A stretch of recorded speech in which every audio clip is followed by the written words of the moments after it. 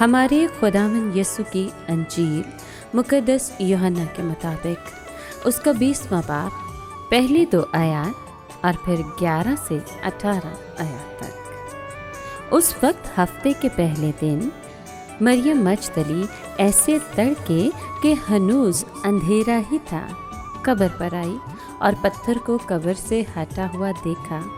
تب وہ شمعون پطرس اور اس دوسرے شاگرد کے پاس دوڑی آئی جسے یسوع پیار کرتا تھا، اور ان سے کہا کہ خداوند کو قبر سے نکال لے گئے ہیں اور ہم نہیں جانتی کہ انہوں نے اسے کہاں رکھا ہے۔ اسی اثنا میں مریم باہر قبر پر کھڑی روتی رہی اور روتی ہوئی جھکی اور قبر میں نظر کی، اور جہاں یسوع کی لاش رکھی گئی تھی اس نے 2 فرشتوں کو سفید پوشاک پہنے، ایک سرہانے اور ایک پائنیتی بیٹھے دیکھا، جنہوں نے اس سے کہا، بی بی تو کیوں روتی ہے؟ اس نے ان سے کہا، اس لیے کہ وہ میرے خداوند کو اٹھا لے گئے ہیں اور میں نہیں جانتی کہ انہوں نے اسے کہاں رکھا ہے۔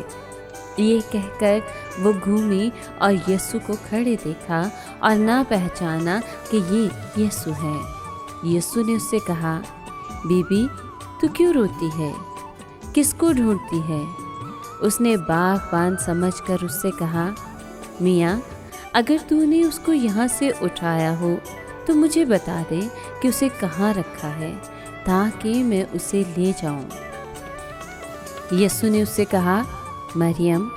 اس نے اس کی طرف پھر کر عبرانی زبان میں کہا، ربونی، یعنی اے استاد۔ یسوع نے اس سے کہا، مجھ سے نہ چمٹنا، کیونکہ میں ہنوز اپنے باپ کے پاس اوپر نہیں گیا، مگر میرے بھائیوں کے پاس جا اور ان سے کہہ کہ میں اپنے باپ اور تمہارے باپ کے پاس، یعنی اپنے خدا اور تمہارے خدا کے پاس اوپر جاتا ہوں۔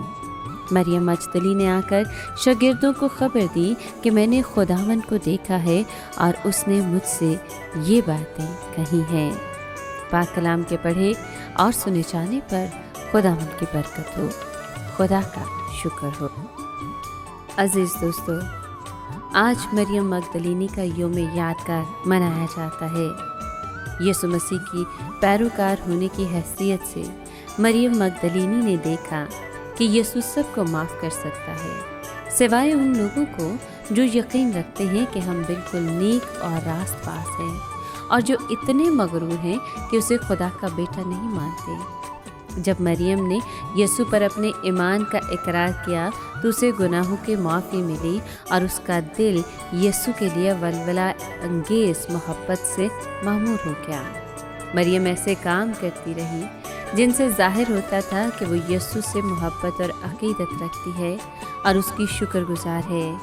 وہ پہلی شخصیت تھی جس سے یسوع مردوں میں سے جی اٹھنے کے بعد ملا۔ وہ یسوع کے دوستوں کے لیے خوشی کا پیغام لائی اور ان سب کے لیے مثال قائم کی جو خود یسوع کا دل خوش کرنا چاہتے ہیں۔ اے خداوند یسوع، ہمیں مریم مگدلینی جیسی شکر گزاری عطا کر تاکہ ہم صدیق دل سے تجھے قبول کریں اور اسی کی طرح اپنے گناہوں پر پچھتاتے ہوئے تجھ سے حقیقی معافی کے طلبگار رہیں۔ آمین۔